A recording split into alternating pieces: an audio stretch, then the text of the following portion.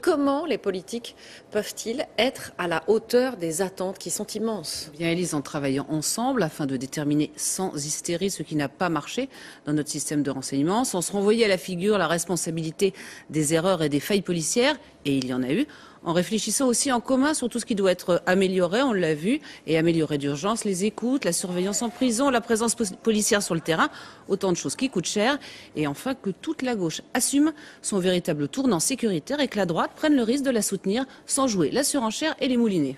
On parle beaucoup depuis quelques jours, Nathalie, d'unité nationale, mais attention, toute la France n'était pas dans la rue hier. Ah non, Élise, il ne faut pas faire preuve d'angélisme. C'est justement ceux qui ne sont pas Charlie qu'il faut repérer. Ceux qui, dans certains établissements scolaires, ont refusé la minute de silence, ceux qui balancent sur les réseaux sociaux et ceux qui ne voient pas en quoi ce combat est leur. Eh bien, ce sont eux que nous devons repérer, traiter, intégrer ou réintégrer dans la communauté nationale. Et là, l'école et les politiques ont une lourde responsabilité. Objectivement, la journée d'hier était à haut risque, Nathalie, et finalement tout s'est bien passé. Oui, tout s'est bien passé. Élise a noté qu'il n'y a eu aucune peur. On manifestait en famille avec les landaux et les poussettes.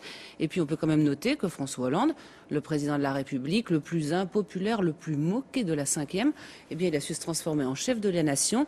Il a fait ce qu'il devait faire. Ce compliment est de... Nicolas Sarkozy, je crois. Eh bien Élise, c'est peut-être ça l'esprit du 11 janvier.